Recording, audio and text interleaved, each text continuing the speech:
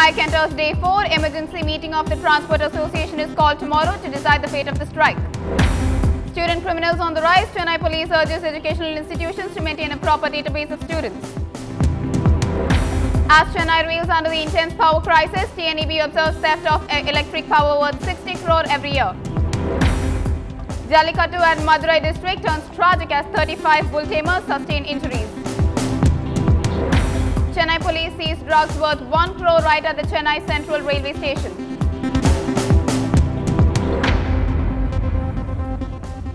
Late evening, you are watching News Tonight with me, Linda Hercules. And before we take a detailed look at what's happening in the city, a quick look at the national headlines.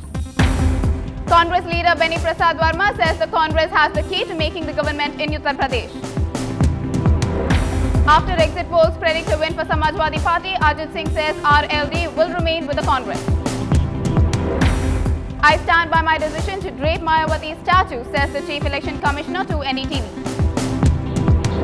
But after the 7-phase polls ended in Uttar Pradesh, the covers go off Mayawati and her elephant.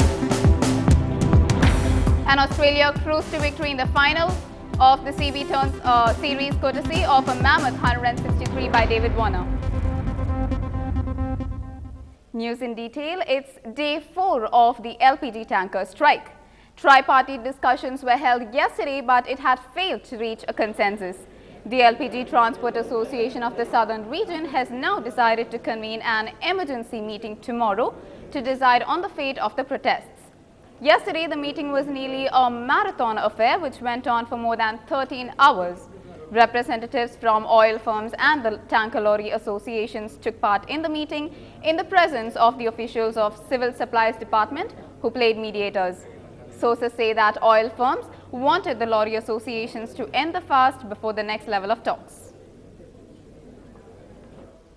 In the backdrop of the recent instances of students getting involved in criminal activities, the Chennai police has urged all educational institutions to maintain a proper database of its students, particularly of those from other states and especially those living outside campuses. The Union HRD Ministry has meanwhile sent a similar such request to compile such a database. Circulars have been sent to all 150 affiliated colleges stating that the data should be ready by next week. This announcement comes after a day after the city police made it mandatory for all landlords to provide details of their tenants before renting out their properties. And while power outrages are haunting Chennaiites, alarming statistics on illegal power theft has emerged. The TNEB observes the theft of power more than 60 crore last year. Tamil Nadu Electricity Board's Vigilance Wing President Seema Agarwal urged the people to ensure that power theft is prevented. On a happy note, a resolution against power cuts in the night hours was passed in the meet that discussed consumer issues. Misuse of tariff is also a theft. Everyone should know. இப்போ நம்ம விவசாயத்துக்காக free electricity வாங்குறோம்னா drinking water के sales பண்றது அது ஒரு திருட்டு. இல்ல அந்த poultryக்காக யூஸ் பண்றது அது ஒரு திருட்டு. இல்ல நம்ம ஒரு food processing industryக்கு யூஸ் பண்றது அது ஒரு திருட்டு. சோ இந்த மாதிரி தெரியாமல் சில பேர் அந்த திருட்டு பண்றாங்க. என்னோட கோரிக்கை என்னன்னா இந்த மாதிரி பண்ணாதீங்க. யாராச்சும் இந்த மாதிரி பாக்குறீங்க திருட்டு நடக்குது. இந்த கன்ஸ்ட்ரக்ஷன் பண்றோம் நம்ம ஒரு கன்ஸ்ட்ரக்ஷன் ஆக்டிவிட்டி பண்றோம். அதுக்கு ஒரு தனியா கனெக்ஷன் வாங்கணும். அதுக்கு ஒரு தனியா டாரிஃப் இருக்கும். திருட்டு பண்றது ட்ரெடிஷனலா அந்த கொக்கி போட்டு திருட்டு பண்ணுவாங்க அது வேற விஷயம். அது டெஃபினட்டா திருட்டு எல்லாருக்குமே தெரியும். இல்ல மீட்டர் நம்ம ஓட வைக்காம திருட்டு பண்றோம் அது திருட்டு. அது பண்ண கூடாது எல்லாருக்குமே தெரியும்.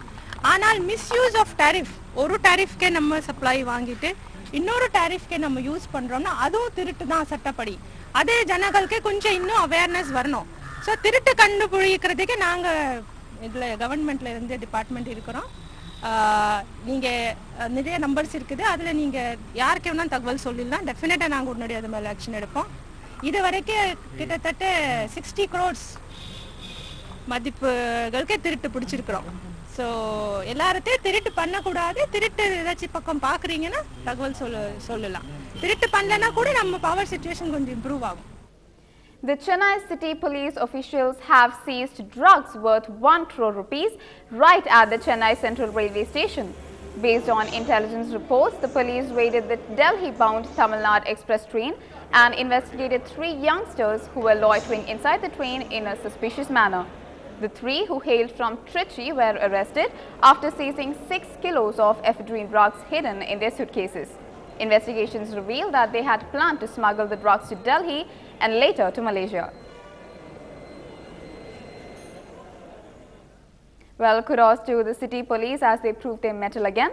Moving on, the Jallikattu, the traditional bull taming festival, was held at Madurai again. Spectators from various districts thronged the venue to witness the matadors fighting the 1,200 bulls that were specifically groomed for the event. Around 35 bullfighters were injured at the end of it. The organizers claimed that the bullfight was organized as per the norms prescribed by the Supreme Court and the Tamil Nadu government.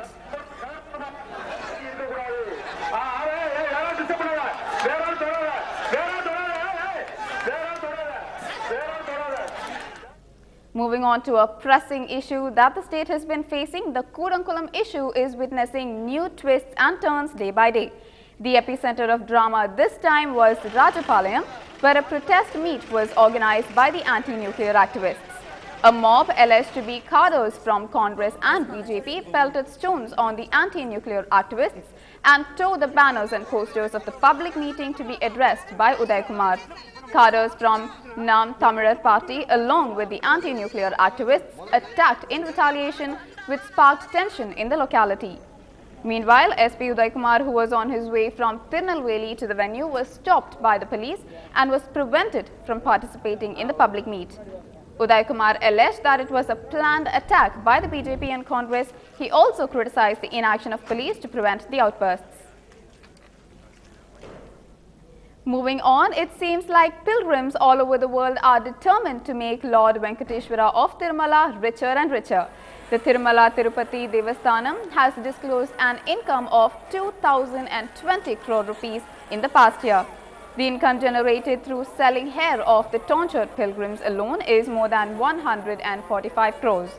A trustee meet was held in Chennai, which observed that the interest of the temple's overall investments yield to 475 crores. It has also been announced that the money generated by selling special darshan tickets is 169 crores. Pilgrims contribute to an income of 137.5 crores by buying the famous Tirupati laddus. According to Hindu mythology, Lord Venkateshwara, despite being the richest god of India, is indebted to Kubera, the god of wealth. Let's just hope that the generous contributions of his devotees go to his aid.